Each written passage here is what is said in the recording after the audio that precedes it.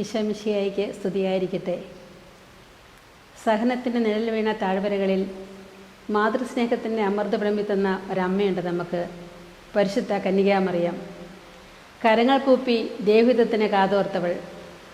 നസറത്തിലെ കൊച്ചു വീട്ടിൽ മാതൃസ്നേഹത്തിൻ്റെയും വിശ്വസ്തതയുടെയും തിരുനാളമായി കത്തിയെരിഞ്ഞവൾ. ജനനം മുതൽ മരണം വരെ ഈശോയുടെ കാലടിപ്പാതകളിൽ സാന്ത്വനമായി, തൈലമായി, കരവലമായി കൂടെ നിന്നവൾ. ഈ ലോകം വിട്ട് പിതാവിൻ്റെ സന്നിധിയിലേക്ക് പോകുന്നതിന് മുമ്പ് തൻ്റെ പ്രാണൻ പകുത്തു നൽകുന്നതിനോടൊപ്പം നസ്രായൻ തൻ്റെ അമ്മയെയും നമുക്ക് നൽകി. അതെ, നസ്രായൻ്റെ അമ്മ എൻ്റെയും നിങ്ങളുടെയും അമ്മയാണ്. ഈ അമ്മയുടെ മുൻപിൽ ഏറെ സന്തോഷത്തോടെ ആയിരിക്കുമ്പോൾ പരിശുദ്ധ കർമ്മലനാഥയുടെ തിരുനാൾ മംഗളങ്ങൾ ഏറ്റവും സ്നേഹപൂർവ്വം നേരുന്നു.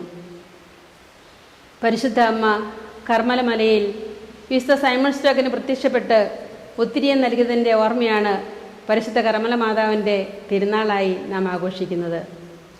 ഒത്തിരിയം നമുക്ക് നൽകുന്നത് പ്രതീക്ഷയുടെ, പ്രത്യാശയുടെ, അതിജീവനത്തിൻ്റെ ഒരു സന്ദേശമാണ്.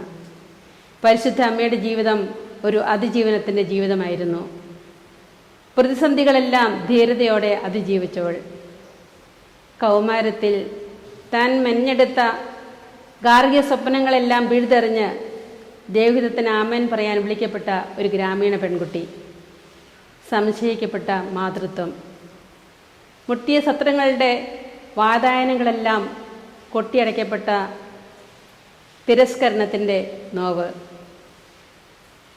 കുടുംബത്തിൽ അനുഭവപ്പെട്ട ദാരിദ്ര്യത്തിൻ്റെ വേദന. വിശുദ്ധ ജോസഫിൻ്റെ മരണം. കുരുന്നുജീവൻ രക്ഷിക്കാൻ വേണ്ടിയുള്ള പരക്കം പാച്ചിൽ. 30-ാം വയസ്സിൽ വീട് വിട്ടിറങ്ങിയ മകൻ. കുരിശാകുന്ന മരണക്കിടക്കൽ കിടന്നുകൊണ്ട് എൻ്റെ ദൈവമേ, എൻ്റെ ദൈവമേ, എന്തുകൊണ്ട് നീ എന്നെ ഉപേക്ഷിച്ചു എന്ന ചോദ്യത്തിന് എന്തുത്തരം പറയണമെന്നറിയാതെ വിറങ്ങലിച്ച് നിൽക്കുന്ന അമ്മ. അവസാനം ആ മകൻ്റെ മൃതശരീരം വിറയാർന്ന കരങ്ങളിൽ ഏറ്റുവാങ്ങിയപ്പോഴുള്ള ആത്മനൊമ്പരം. അതെ, അമ്മയുടെ ജീവിതം സഹനത്തിൻ്റെ താഴ്വരയിലൂടെയുള്ള ഒരു ജൈത്രയാത്രയായിരുന്നു. ദൈവത്തോട് ചേർന്ന് നിന്നാൽ ഏത് പ്രതിസന്ധികളെയും തരണം ചെയ്യാൻ സാധിക്കുമെന്ന് പരിശുദ്ധ അമ്മയുടെ ജീവിതം നമുക്ക് കാണിച്ചു തരുന്നു. ഏത് പ്രതിസന്ധിയിലും അമ്മ കൂടെയുണ്ട് എന്ന ഉറപ്പാണ് ഒത്തിരിയും നൽകുന്ന മറ്റൊരു സന്ദേശം. കാല് കല്ലിന്മേൽ തട്ടി വീഴുമ്പോഴും,